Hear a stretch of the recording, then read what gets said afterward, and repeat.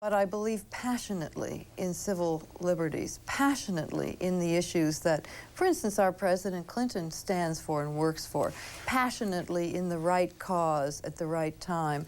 I believe passionately. There are many in people who would UNICEF. question which day it is, which issues he fights for. I mean, this is important that we remember, of course, where the center line is and where we're going, where we're headed.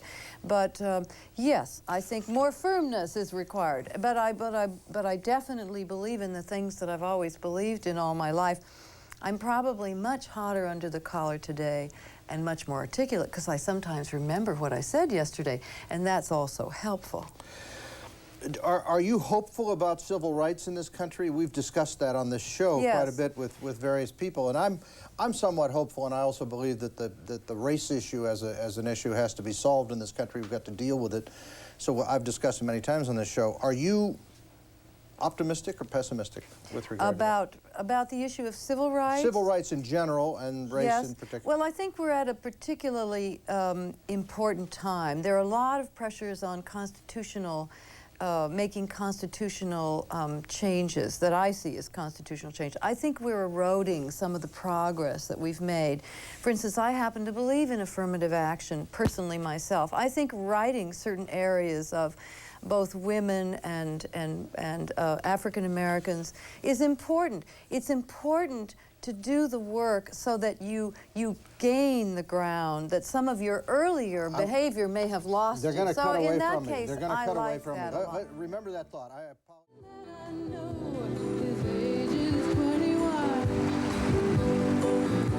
Comes from down in southern Colorado. He's just out of the service and is looking for his fun someday soon. I'm going with him someday soon. One of America's most durable and greatest entertainers. You know, Judy, when I see you do that, you look like you're having fun. After all these years, you still have fun getting out there doing it? I love it. I feel so grateful. I mean, who wouldn't be grateful to be able to go out and work live for thousands of people and sing beautiful songs? Who would not be grateful? That's it's a wonderful gift. I'm very happy. What haven't you done in your career that you would like to do? Rest. You know that I'm planning a trip to Vietnam. Were you aware of that? No, I mean, I think he's reestablishing relations today, as a matter of fact. Yes, I am going to Vietnam at the end of August. I'm going for UNICEF, and I am so excited. I was not going to go because Tell people what UNICEF is very quickly. So UNICEF is an organization who helps children worldwide with health issues and with adapting to what's going on. For instance, in war-torn Bosnia and Croatia, they're going in and helping children survive this awful situation. In many, many countries, they inoculate. They've practically eradicated polio around the world. They've practically eradicated dehydration around the world with a simple little 15-cent dehydration kit. They've done miraculous things for children. It all affects children here in this country. Disease, starvation, poverty, these are issues that have to be addressed by somebody, and UNICEF is doing it. You've suffered from a lot of problems in your life, right? I mean, you had problems yourself growing up. I read that some article said you had bulimia at one time. Yes, I was bulimic for 11 years. 11 years. There is hope, folks, and know that there is And hope. you're fine now, huh? I am fine now for 12 and a half years, so Really? I'm in very good recovery. And I guess you've had bouts of depression, a lot of things that a lot of us have had. Absolutely, and a lot of us have had them. Why? I mean, why did you have these illnesses? Did you ever wonder about that? Karma, I don't know. You can be two things. You can either be a victim or you can be a victor, and I choose to be victorious in my life and to... You seem happy. See, I don't think there's anything you can do with terrible things except talk about how you got through them and share with somebody else so they could get through them. And, you know, I'm very blessed, but a lot of us, we don't have only terrible things happen to us. Right. We have also things that can help us to get through our lives. I like it. A friend of mine and I were having dinner the other night, and he said, well, I like it when people talk about the trouble that they've gone through and they've overcome. I come from a time when, and so do you too, when secrets were things that were deeply kept. Certain families kept secrets for generations. And because of those secrets, a lot of sickness, I think, happens. They say we're as sick as our secrets. I really believe it's true. So if we can deal with things more openly, if we can be more forthright about what's going on, then we have a chance to get through it. Why me? Why have I had trouble? Look, everybody's, you know, it's like the story of the trouble tree.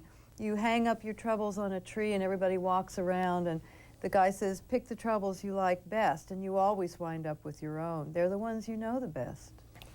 You survived the loss of a son. I'm standing up. I'm still breathing. Now that's the last taboo, by the way. I think suicide is the final taboo socially. I don't think people talk about it. I don't think it's understood very well. I think in that case, also the issue of secrets is a big one. People have family secrets about suicide. They take care of the secrets. Creates a lot of problem in the family in future generations. I'm sure this is true because your son committed suicide. There are many times you say, why? Did you ever answer that question, why he did it for yourself? Well, I don't think one ever answers that. I was talking to Pat Conroy about this, whose brother, as you know, committed suicide actually during the time when Pat was writing his new book, and in which the brother did kill himself, and he thought about taking it out, and then he rethought it and said, no, it's part of life, but it was also in the plot, it belongs there. How do you deal with it? How do you think about it? I have a wonderful friend named Iris Bolton who has helped save my life in this. She's a person who lost a son 15 or 16 years ago, and I would call Iris in the middle of the night and she would say to me, keep breathing. You don't have the choice today to kill yourself. You have lost the choice. You may have had it before your son killed himself, but those of us who are survivors have lost the choice because we know the devastation of suicide. We cannot choose to take our own lives. So, you know, it's a life or death situation here. Also, reasons. Everybody has a reason. I think everybody contemplates it at one point or another. And everybody contemplates it. So then in my work with suicide survival, I've started a foundation, and I'll be talking more and more about that. The thing I would say, which is the watchword, is you might think about it, but don't do it today. Don't do it today. If you get through today, you got a shot. You got a shot. Huh. That's it. We're talking with Judy Collins. I'm going to have to take another break here in 30 seconds. The book is a novel, which is unusual. It's a novel idea for Judy Collins to write a novel. You see it on your screen. And there's a CD out, and it's called Shameless. And the two people on the cover, she has explained, are not doing it. They're hugging. They're hugging. This is hugging on the cover, and you can pick this book up now. What is this, Pocket Books? Pocket Books, they're so wonderful, these people at Pocket Books. Okay, got to take a break. Judy Collins, we'll be right back. She's going to sing for us.